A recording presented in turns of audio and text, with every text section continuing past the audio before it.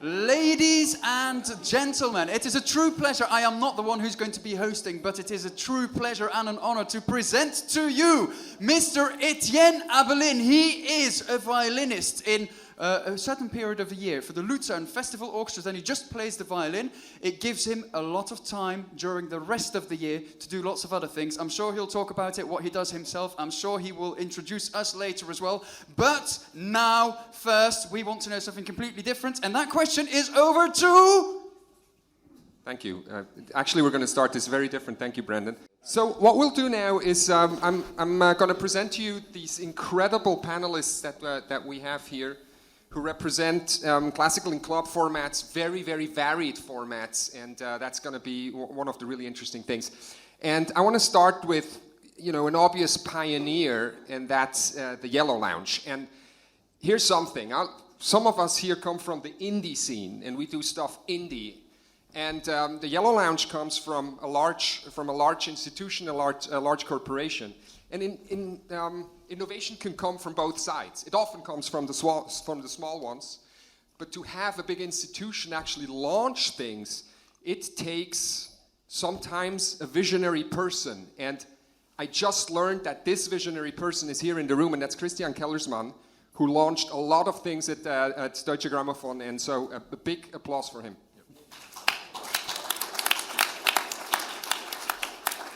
For me, truly, and for a lot of us, one of the main classical music innovators in that sector in the last 20 years.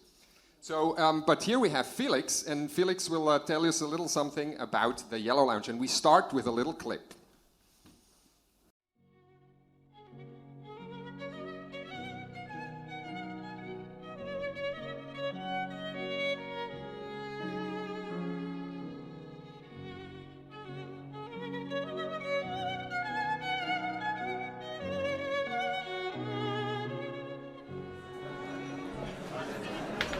Nun habe ich hier in Berlin ja schon in der Philharmonie gespielt, in der wunderbaren Oper Unter den Linden im Konzerthaus, sodass ich mal im Asphaltclub spielen würde, hätte ich auch nicht gedacht. Ich freue mich riesig auf heute Abend.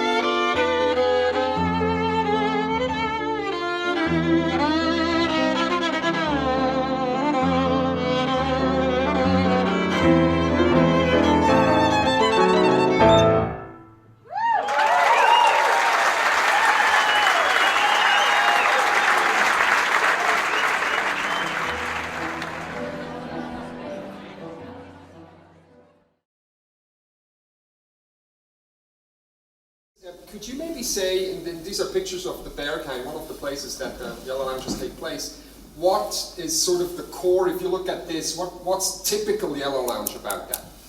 Really specific. Well, typical is the visuals that you can all see there. So we combine classical music with the elements of club culture.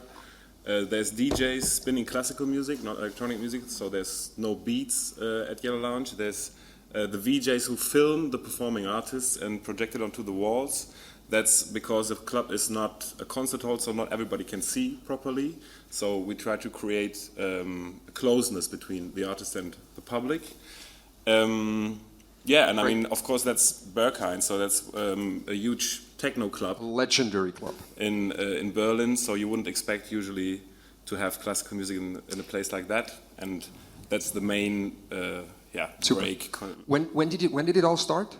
It started in 2001, in the current concept in 2003, and from there was developed. And now it's going all over, no?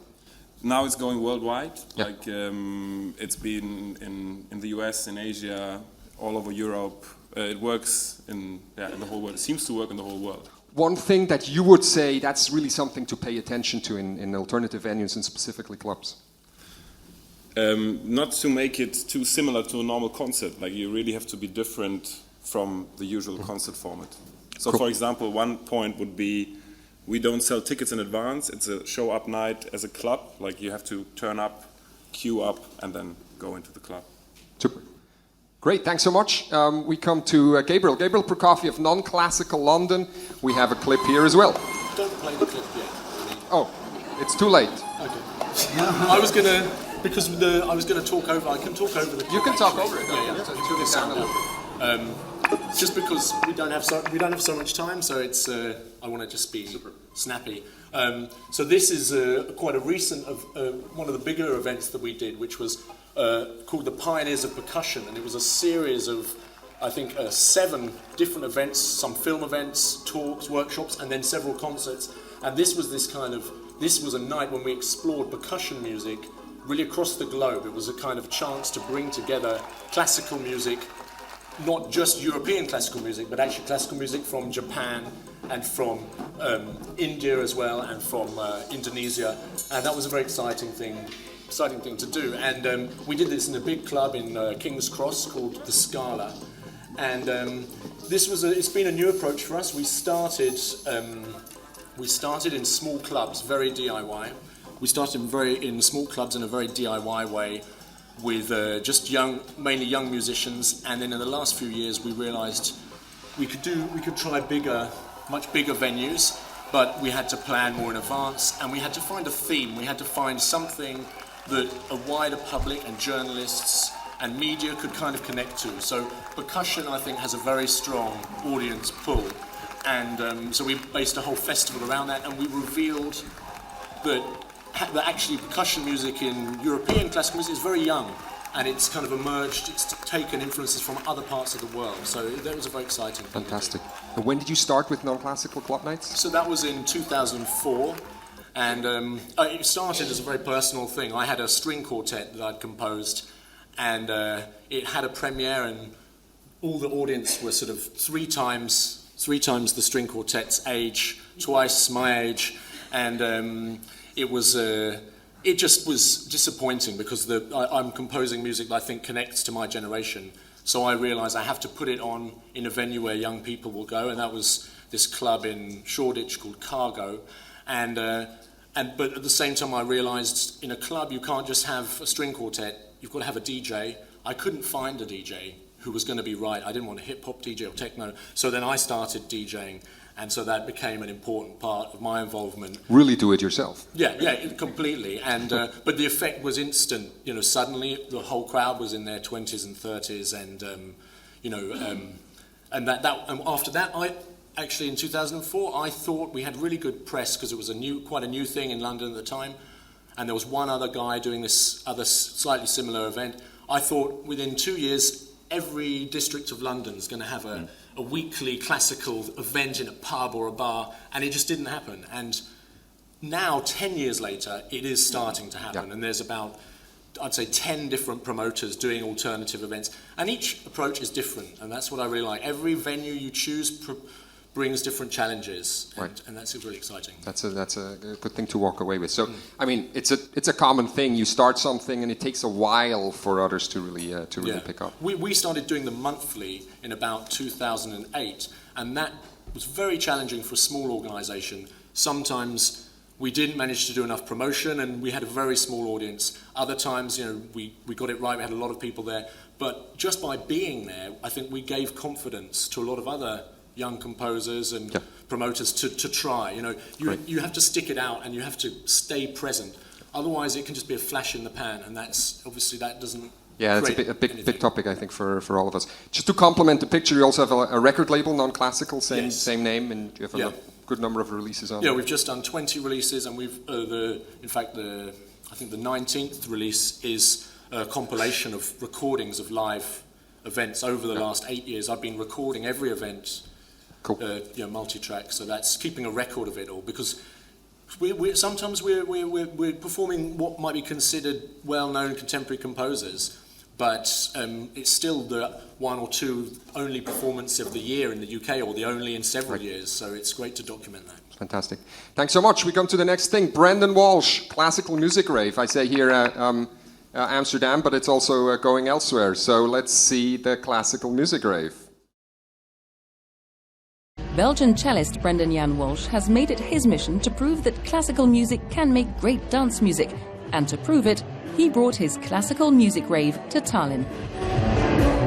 We are young people, we enjoy this kind of music, but we're going to enjoy it in our way. So don't put us in a concert hall with, all due respect, stuffy grey people or flowery dresses when where do they buy that perfume, but in a party setting. And that in combination with live or DJ'd and light sets and design and all that, it just becomes a smashing party with classical music.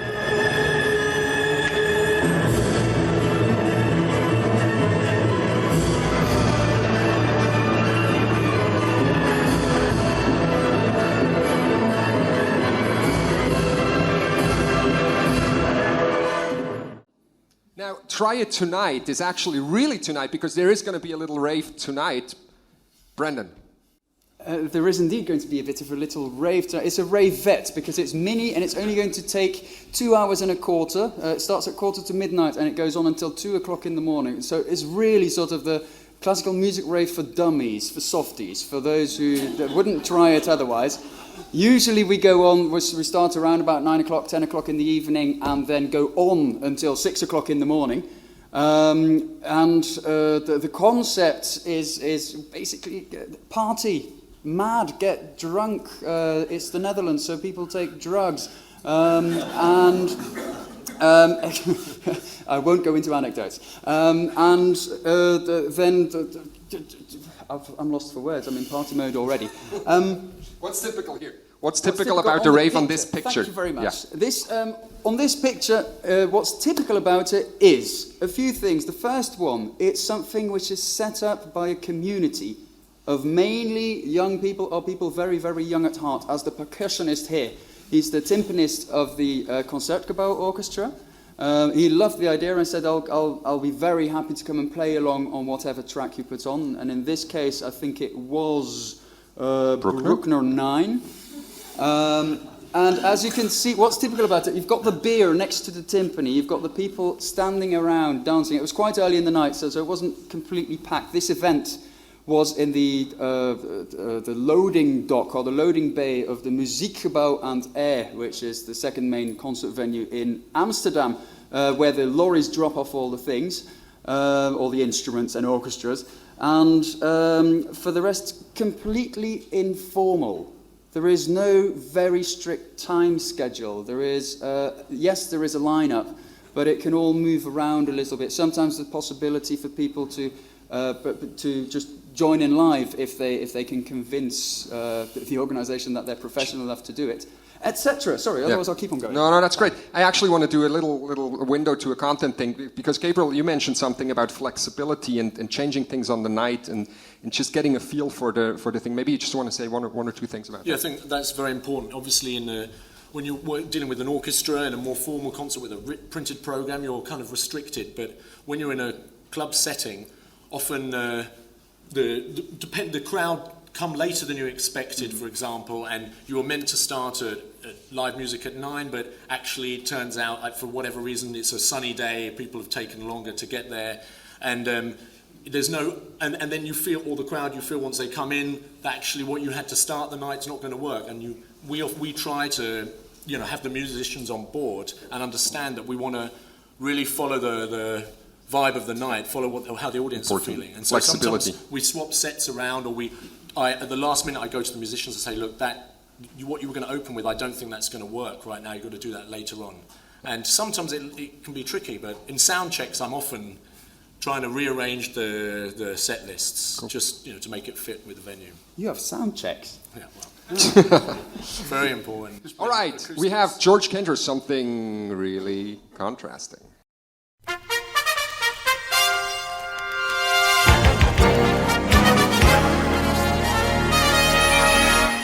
SEKT, from vision to reality.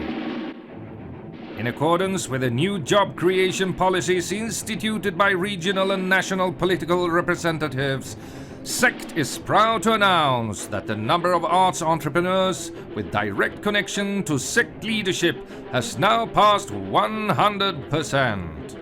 Thanks to our new collaboration with Classical Next, we feel that we have an outstanding platform for creating both short and long-term non-financial independence.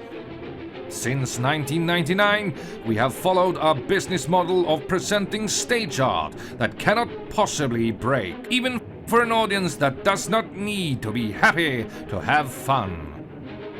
Our core concepts include performance art, electronica, film, and new classical music in its more unpleasant forms. Our guarantee to you is that our USPs and pichakuchas are off the charts. During the last fiscal quarter, the number of cultural shocks at SEKT has increased by more than 75%. The number of audience members who felt their senses markedly expand after just one session rose to 83%. The number of first-time visitors who felt that life as it actually is does not suffice still vacillates between 40 and 60%. In order to secure future growth of the SEKT model, 50 DNA samples from key audience members have been saved and are being stored in a secure place. So remember, an investment in SEKT is an investment in the future of art itself.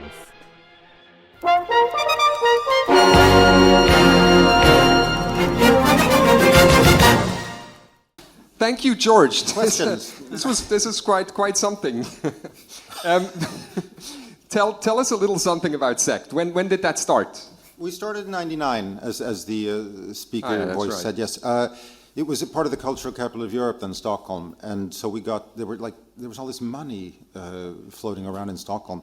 So we sort of asked to do 4 test clubs, and I am an experimental violinist, so I only do very ugly music. So I thought it would be a club for ugly music, and what we did to sort of expand the audience from the beginning was just, we didn't do anything to the actual music. We just wanted to find a cool venue, and then we mixed it with film and performance art, because we found pretty early on that the audience for alternative art is the same, whether it's music or film or dance or whatever, and people who think they only like dance turn out to like music if they're just in the same place.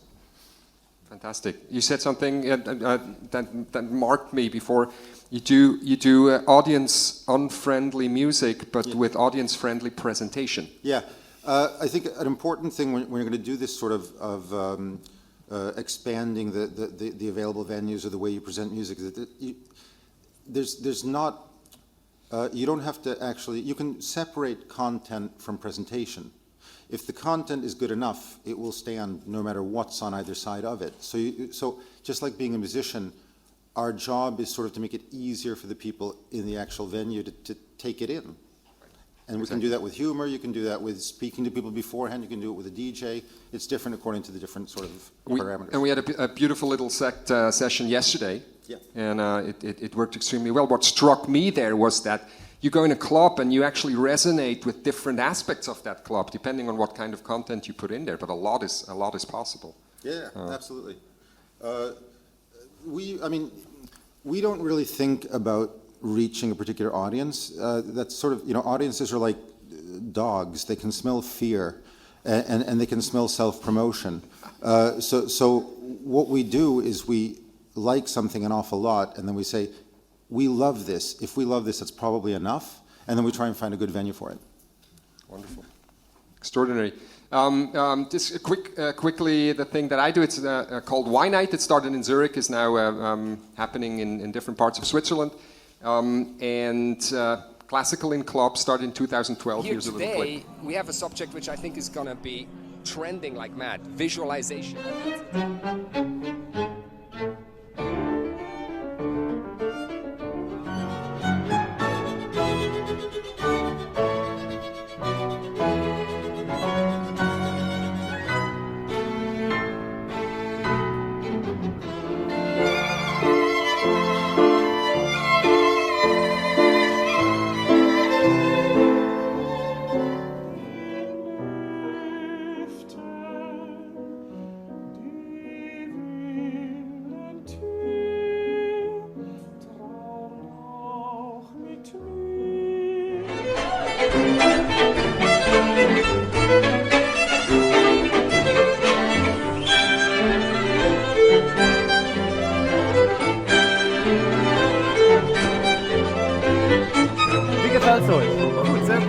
Was gefällt dir denn gut? Alles, das ganze Konzept, Mischung aus Visualisierung, Ja? Club und Klassik. Bist du Klassik interessiert oder mehr Kunst Beides. interessiert oder Elektronik interessiert? Alles interessiert. Alles Soll interessiert. alles mischen. So, I would say our main focus in that field in clubs is we have a very mixed program. We do classical music, very mainstream classical music at times. We do indie classical music, and we have a lot of visualizations in there. So we work with this music animation machine, and we have a VJ, which we carefully selected. We tried out different VJs, and we found one who we thought was particularly in resonance, also a DJ that we thought was fitting extremely well. And we have short sets. We learned a lot from the Yellow Lounge in that, and that's that. And obviously, as you could hear in two of these clips, Brahms seems to work very well. We did, and also the same piece. We played once a Brahms chamber piece and a clarinet quintet, and the clarinetist came up to me afterwards and said, "You know, I noticed that I played Brahms differently here, because it's different, because I'm looking for different sound colors, because the situation is different. And what's in the air is different. There are these sweaty walls of concrete, and you can still feel the dancing that has been going on the night before. So I think it's a chance also for conventional and mainstream classical music to somehow get a new significance. Good. All right. Well, we came so far. Why don't we continue a little bit with the music program? We heard George talking about what kind of music he programs. Gabriel, what is your focus in music programming? What do you find particularly striking or also problematic in your experience? For the programming, I mean, our main focus has always been contemporary classical music, and so really trying to encourage performances of particularly second performances, third performances, repeat performances of living composers, and have the composers present. Because my example is always, if you're a singer-songwriter or if you're in a band, you expect your stuff to be played 10, 20, 30 times a year. If you're a classical composer, you're lucky if you get one performance, and that's probably tucked away in like a music conservatoire or something, and it's just madness. So big thing that drives me is just to encourage much more sharing of new music and just get it out there so it's sitting alongside other genres, and that forces us into other venues, but the new music often feels like it belongs there, not in a concert. Have you had pitfalls, like things that didn't completely work, where we're like, ooh, no? I mean, yeah, there's plenty of situations when maybe some of the music isn't up to the same standard, but I'm careful not to put my own aesthetic judgment over it. I always let the musicians have some control, always advise them, but ultimately, we can't be kind of kingmakers. We've got to, especially when it's a monthly event, you can afford to have some things in there that maybe aren't going to work, because the composers need to learn. They need to actually know what's working to develop themselves. And the audience accepts that. Yeah, completely. And sometimes the audience like things that I thought was a failure. Actually, someone comes up and says, "Oh, that was quite a nice piece." So. Actually, just really quickly, there's nothing that says that an audience has to like everything. That's true. That's really important. I mean, for some reason we have to like everything. I learn much more from stuff I hate. And I would add also this learning part. If we do innovation, we do new things. It doesn't even always have to be good. I mean, we're doing, in a way, research and development, and in other, let's say in biology, you have a biology lab, you have 10 things, 9 fail, and that's normal, but we wouldn't get the one thing that is really successful if we hadn't also tried the 9. So in terms of, in terms of how we should even talk about what happens in an innovation field, I think it has implications. Brendan, you're programming music. What do you program? It's quite open, because per rave, we've only started in 2013. That's when we had our first rave. And the first one we decided we're going to do purely and only classical music, but we'll split it up into areas where we have live acoustic performance and DJ performances with surprise acts in between, which are then amplified. The second one, for example, we thought, let's do it in a bit more alternative, more contemporary way. We'll allow some of the DJs, or ask some of the DJs, to integrate electronics into the classical music, or the other way around. That has worked well? That worked well for those who came the first time or didn't have any expectations. I also had to push down a few audience members from the stage, because they went up to the DJ, pushed him on the shoulder like a bit like that, and said like, "Oi, turn this shit off, put on some Mozart." And we really I was there. had to drag him off the stage and say, "Look, please don't. Would you do this in a classical concert? If a soloist is performing a piece which you don't like, drag his arm and say, can you please play something different because this is terrible?"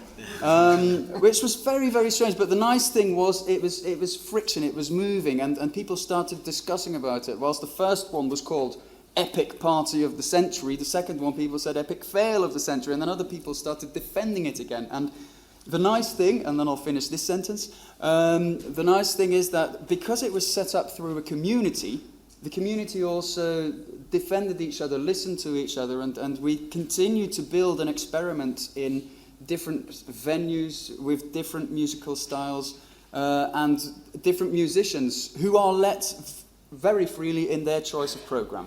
Right. Felix, programming, music, what?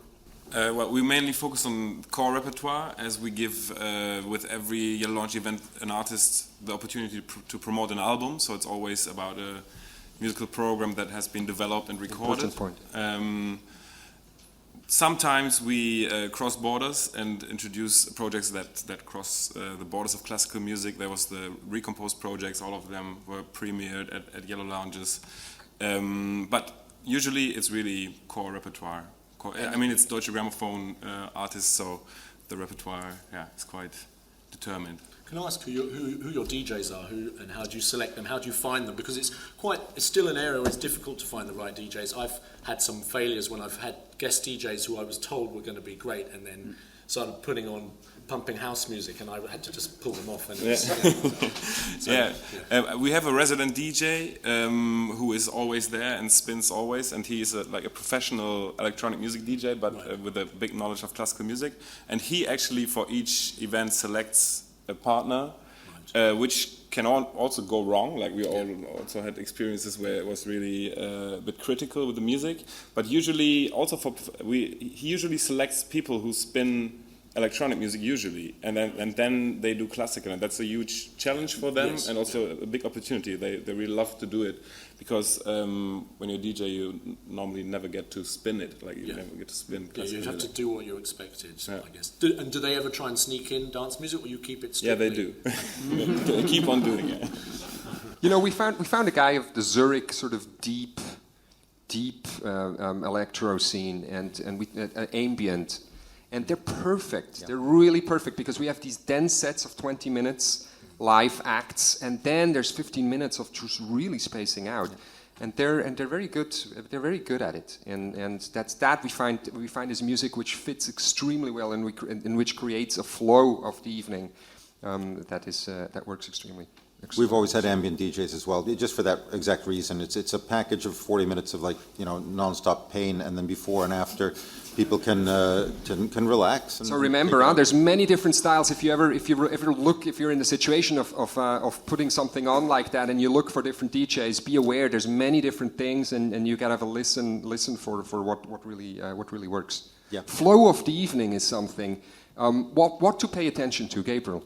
Well, one thing I learned quite early on was this whole, which we've all mentioned, this idea of short sets, and that because you're in a venue where there's a bar, it's a lot more live, everyone's standing up, it's much harder to sustain concentration for a longer period of time. So that does mean certain repertoire is not going to work unless you really prepare the audience for it. So generally we have, like you, 20-minute sets, and we talk to the musicians and make sure that the set is very dynamic, has contrast in it, and also the DJ sometimes responding to what's just been played live. So it's very, and that has to be thought out very carefully, and certainly not on a musicological programming approach, which is quite typical in a lot of classical concerts. When you're doing in a club, I think often you want some kind of theme, whether that can be a theme. We had a May Day, for example, a May Day special when we tried to get together all repertoire that was somehow about rebellion and political consciousness, and then that created an interesting dialogue for the night. And so I think something to drive it through. Well, yeah, what I'd say, like last night you noticed it too probably, we hate pauses between acts. One of the things, you can have short things, but you have to prepare ahead of time to make sure that you can go from this person to the next person without a bunch of people going on stage and moving stuff around, because that's what loses loses everybody. I mean, the DJ helps. I think the opening night with the Canadian presentations, for those who were there, was an example of good rhythm and of flow, and it's what we try to achieve in longer evenings also. We have hosting, we have people talking, and we try to hit a tone of informality. We're also dressed informal, absolutely, in order to really set a tone of connection with an audience. What experiences do you have with that? I like to talk, and usually with the raves, I present them, but very, very briefly. It's usually just the one way of having a quick changeover, just by saying how fantastic is the audience is there. Thank you for the previous artist, the next artist is happening, and off we go again. Right. Sometimes it just flows over naturally, which is much more preferred. That's when the audience also says, wow, it's possible to actually have live musicians who listen to the DJ take over, and we didn't even notice it until the DJ suddenly went away, or the other way around.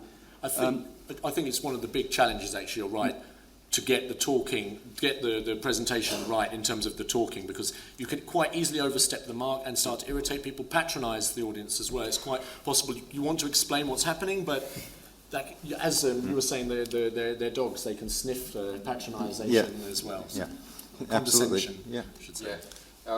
Absolutely, and I have a little thing here prepared about audience, which Brendan tells me that it might fit here. Yes, so it's about barbarians, and you may wonder what that has to do in this discussion here. Barbarians, you might imagine something like that, but actually, it's all really different. It's from a book which I can really highly recommend, The Barbarians by Alessandro Baricco. Came out just a little bit ago. It's an essay on the mutation of culture. He goes into wine, he goes into books, football, and also music. It's really, really worthwhile. So he talks about the old way. He talks about people looking for depth. He talks about the figure of the genius, and the concept of the soul and of quality. And he says, look, newer generations have a bit of a problem with some of that.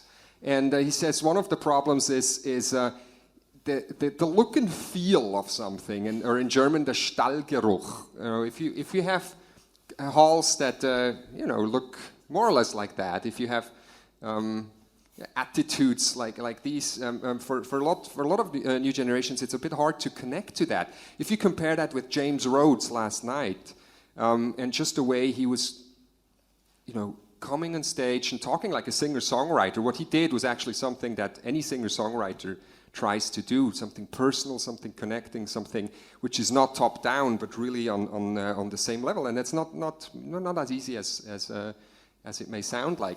But often new audiences are at a loss, so he introduces the barbarians. Barbarians are surfers. They go horizontal. They jump from one thing to the other. Also, the whole new media, social media world is encouraging that. They create passages between things.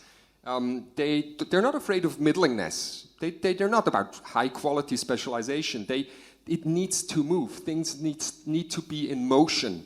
So he brings the example of football. The old geniuses who are the one and only who are at the center of the football pitch. That's not modern anymore. It's about a team which plays really, really fast, and so it's a whole new way of creating meaning. It's creating experiences, and the question is, what kind of implications does that have for us? What do we do with music that goes for depth? Where do we introduce depth, maybe in a light setting, so that it becomes something that can be connected to many other experiences? So the barbarians are actually these. And Brendan, just quickly, something about audience, because it's something that is really important to you as well. True, yeah. I'm a big fan of audiences, and I've noticed that many artists actually forget that. That one of the main reasons that we exist is because there's audiences there. Unless the government pays for the tickets, and it's usually them who still get something out of their wallet and give to us as an organisation or as a band. And so every single time I was like, please don't forget them, and dare to choose who you want as your audience. For the classical music rave, the first time we said, well, who do we want? We want the people our age. We want people between 20 and 35. So somewhere in the middle would be great. We want them to be either from the hipster scene or the new hippies, or maybe some yuppies as well. That'd be nice if that is possible to mix them. And because we made such a clear focus, that is also what came out. We used communication methods, very, very barbaric actually, and simple. So we had these little leaflets which we shared out on hand, and we had Facebook. And for the rest, we refused to give any interviews, but we told everybody that we were refusing to give interviews. Which then created a certain buzz. And for that, we suddenly had to cut things off because we were afraid. There were so many people interested in starting to share this event, and shall we go there? And in the Netherlands, they like to sometimes invade a village or something like that for a birthday party of a 16-year-old kid who accidentally made it public. Now it's happening with a photographer who's doing shoots with ponies and girls, and everybody's going to drop by there. But we wanted to avoid that, so push things down again. But anyway, back to the audience. Sorry. If you choose them, that's one. But two, and it was said already, do not patronize them.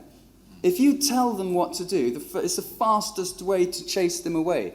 We're all highly, because even on the raves and our parties, they're highly educated. They are people who've learned to think for themselves, and they're actually people who like to be challenged. So that my challenge to you would be find ways of challenging them and getting them to be involved. See whether they want to actually contribute something. Little word about communication. Also, we learned a lot from Yellow Lounge. I'm very naughty in the meantime. Sorry. Go for it. Well, our way of communication is very limited. Like, we just have an organically grown email distributor that has grown over the years. We have a Facebook group, and we communicate our events very short before they happen. It's always the same scheme. It's like 6 days before there's an email going out and one Facebook event, and that's basically it. We don't do any promotion. That allows us to stay spontaneous and really decide until the last 1 week before who can play, where we will do it, and so. It has one more effect. I remember something David Canisius told me. Once there was a newspaper ad put. I think it was in Leipzig, and it announced Hilary Hahn. So at 9 o'clock when Yellow Lounge starts, David said, "Well, there were all these elderly ladies and men, and asked, 'Where's my chair?'" And it's great, but the thing is with audiences, it's a matter of balance, and I don't know if you'd agree. If you have a mix of people where you have a majority of people between 25 and 40, and let's say a quarter of people over, then that's totally fine. If it's the other way around, you might lose some people who start feeling uncomfortable. I want to go into just a few. Of course, this is much too short. I want to go into one of these things that was mentioned before: venues. What to pay attention to, Gabriel? What is it about venues that? Well, I mean, it depends. What your budget is, what kind of scale of event you're looking for. I mean, what's great about doing it in these alternative spaces is you can do an event very, very cheaply. And I think there was a question asked about capacity and staff and things like that. And when you go to the smaller size venues, let's say a venue between 80 and 150 people, generally I found you can get a deal where you don't have to pay any venue hire, that you take the door, they take the bar. And especially if you're working with young musicians, with student ensembles who are looking for more performance opportunities, or composers who've got together groups. Also, you can make agreements with them that maybe they're going to share the door takings, so there's not like a massive guaranteed fee that you're sweating about. So I think that's a big advantage of the smaller venues, this whole DIY approach. And sometimes you can add on a club. Maybe you've got an ensemble in town. They can then do something at a club venue the night before or the night after. The thing to watch out with is obviously these smaller venues don't run by the same rules as concert halls. Often, Some of them don't. There isn't a contract, it's verbal. Sometimes, I've had situations where the guy who was helping me out with the night nearly had a fight with the manager, and he suddenly had changed the percentage. He was taking a cut of the door himself, and suddenly he said, "No, I said 40%, and he'd actually said 30%. And so, you do have to, you're entering a different world. Different world, right? Yeah. Yeah, Felix. I'd like to add one thing. The thing is, what we do is we are going to the clubs, but we are opening them on an off day. Like we do it Mondays or Tuesdays. So that's days where the clubs are usually closed. So what we do is we bring in people to make them sell drinks, and that's a good deal for them. So it's not a big question of paying rent to the club. It's just to offering something attractive to them that they want to have at their venue. Drinks is a kind of new and very dangerous area. Minimum bar spend is something you come up against, and I was actually taken to court because we didn't make a minimum bar spend that we hadn't really taken seriously on the contract because the venue had been so friendly, and then suddenly they're saying you didn't hit the minimum bar spend of 6,000, and you owe us 4,000 because unfortunately classical audiences don't drink as much as other. We have to encourage them, but we don't. It's about the music. We already have to slowly start wrapping up, but we want to go through something. Staff limits. What can you do something with little staff, just briefly? Definitely, yeah. You need, and you can have especially the young musicians, people who want to get involved in community as well. I think the cheapest way of doing these things are for anybody, either if it's a concert hall or if it's a smaller group of people, is to try and do something that feels reasonably organic from the beginning. I mean, you don't have to have this big plan. I'm going to make this symphonic event. You just say, do you have a couple of friends? Do you have a good idea? Do it, and then you'll find a place that it'll end up being something good that you can grow from. And you can find places who partner, especially with larger institutions. You find places that do not ask rent. Yeah. They're happy to partner and to share income, and you can ask, are we sharing the bar also? Don't forget that. So that's one of the things. Great. We talked about venue, acoustics. Maybe one of you. I mean, usually we've been the first couple of years of the club. We had mostly new classical music, and then it sort of evolved to more improv and electronica, like Musical Life did in the alternative scene. If you've got a good sound system, then you've won half the battle. Most acoustic musicians can have a certain amount of for this sort of context. So, but acoustics are important. I mean, and it's just like any other place, like a good PA and acoustics. Yeah, Felix. I've maybe one thing. I think it's not really so important to have good acoustics in the club. We use clubs that have really poor acoustics. Others have great acoustics. It's more about the atmosphere and how the evening unrolls, and it's about the experience that you can be close to the artists and that you can see what's happening on stage. It's when you want the perfect acoustics, you can still go to the Philharmonie, and that's like then the perfect thing. I was going to say, someone would mention concern, and it is not going to be the same as a concert, full stop. But sometimes other factors, intimacy, energy, make up for that, and it's just a different experience. Yeah. And we have to add a bit of artificial reverb, whatever, but done carefully, it still works. We've had shit acoustics as well. I tend to warn the musicians as well, like, look, this is something different. We're not doing this for the perfect concert experience. We're doing this for the most memorable experience of the audience and for you as well, because it's a completely different set of people who come and listen, who come and dance. Have you ever seen people dance in your concert halls? Do you allow them to dance? We turn it into an obligation, but it does mean sometimes we've had locations which were great, we've had some which didn't work, but for the acoustics, nevertheless the parties were good, and those are choices that you make as well. I'm looking here at the list just to a few things. We covered traditional repertoire. I think it can work extremely well. Legalities. Yeah. Anyone have anything to say about that? Yeah, read the small print. Yeah. And read the small print. Yeah. And dare to break the rules. The Netherlands is a horrible country with rules, and we've also, even with sound limits, we've had police come by and say you're too loud. We've had complaints, and then the police officer came in. We had a little chat, and at one point he went, "Hey, is this Prokofiev?" Not you. But sorry, but he was quite impressed, and that way they allowed it to happen. But if we would have stuck to everything, the same atmosphere would just not have happened. So dare to break the rules. Don't be so nice. George, there's one really important thing that's not on that list that I forgot to write down there. It's reasonably embarrassing to look at us and say that we're 5 dudes. Oh yeah. And if we're gonna, just if you're gonna do this, like in the future, don't do that. Because artists, it's possible to be 50-50. I mean, the scene itself is 50-50, but we have to make sure right here at Classical Next it turned out this way. We don't actually want to propagate for that. I just wanted to say that. Very, very correct. Thank you. Very important. Very Swedish. No, I like a quick thing, of course, alternative venues goes much farther than clubs. We have a focus on clubs. I don't know if Stephen Walter's here. Stephen, are you here? David Pay also. You do things in alternative venues, so go up to them. Maybe please quickly stand up. So if anyone has questions about things also outside of clubs, go see these guys. They're really, really good in that. Essence, why do we do this? Of course, you could say, because then we want them to come to the concert hall. I think that's not the greatest reason to put. It's to fulfill a mission. It's to reach out. It's to have connection to all sorts of or have people. a concert, have the sort of concert you would go to yourself.